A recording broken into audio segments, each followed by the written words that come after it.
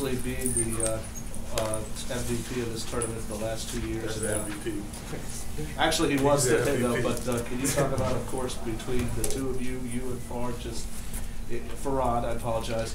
Just talk about, of course, take us through that comeback, because it did kind of seem like you were kind of on your heels a little in that first half. Yeah, I thought I was going to be out the whole game, because the same thing happened in AAU in Dallas. You got in the eye, and then it was blurry. So I came back, it was still blurry on the left side, but I got some eye drops and we came back. So I think it was just all mental.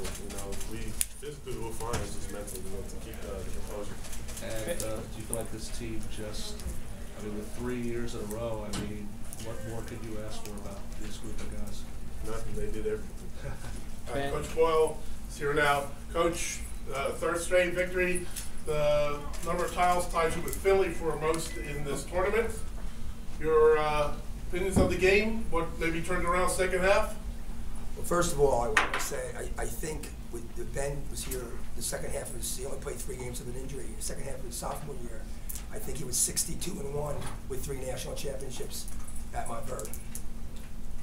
Over there, we had 62 wins and 1 loss during his time here. So that's just tremendous. Well, obviously they got out good. They came out ready to play. They punched us in the mouth. They were more aggressive. They were more hungry. They were tougher.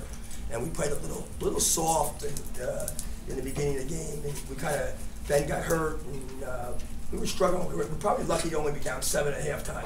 I thought they outplayed us more than that. And then we kind of got into them at halftime and challenged their pride and their manhood.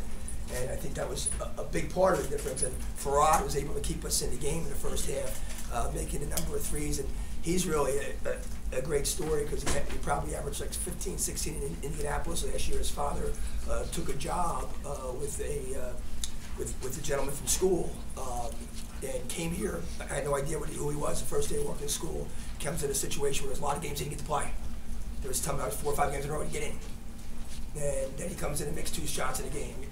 He's probably in 8 games this year where he didn't play a lot. He came in. Today we were struggling.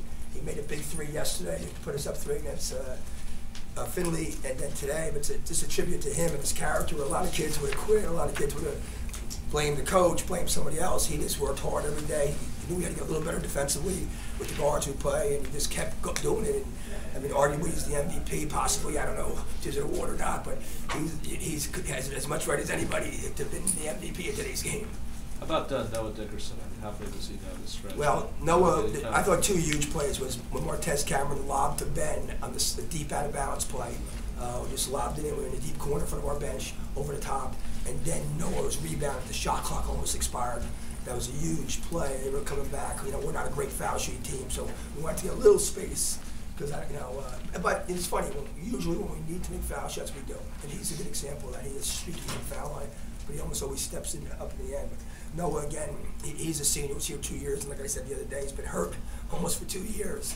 But one thing after the other, and if he wasn't healthy, we don't win the tournament. I was actually joking around on my announcing about the whole foul shooting was a little bit of a struggle, but it was obviously this was a big improvement, shooting 66% today, right?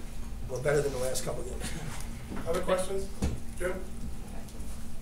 Ben, you just talk about what it's like. You came on the first time, and it's a whole different situation now. You expect to lead the team. What this was like for you playing this last real high school game for you. Definitely. I felt like if I wasn't out there and we lost, it would definitely be my fault. But I had to come back out from my eye. But it was just everyone working hard and chipping in. Everyone did what they needed to do, and we pulled it out. Ben, what does this mean not only to win the national championship, but win in your father's hometown? Even if I won in Milwaukee, it'd still be the same. Has he talked to you about it at all? My grandpa said that means a lot. So my grandpa, my grandma, uncles, aunts, so that means a lot. Just my family here.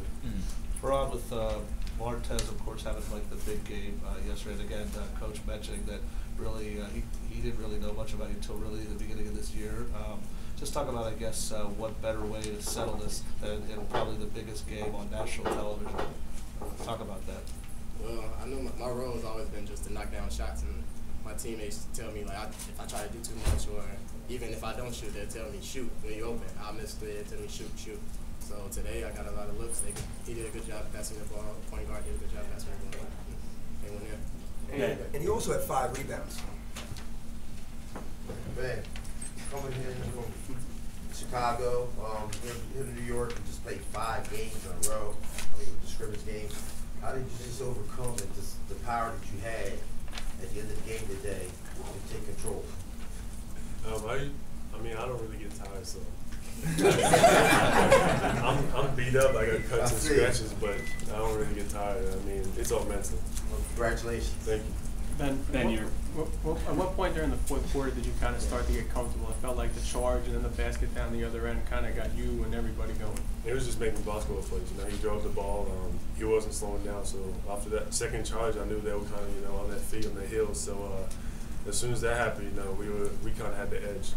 Ben, your final play almost as a high schooler, you're streaking down the court with 20 seconds left, throw down the one-handed dunk, the chance at 3 in the crowd. What's going through your head as you're streaking down the court for your final real play? 3 rings. I thought a key part was Noah taking 2. We took 3 charges in the last quarter. Ben took 1. I think Noah took 2. Is that correct? And Noah took 2. That was huge. If you don't take those, Phillips kind of gets into your body and moves his arms, and it's hard not to get a whistle if you don't take the charge. So I thought that was probably the turning point in the game. They were getting a 4 a couple times, and they had 3 charges in almost out of 4. I think in 4 possessions.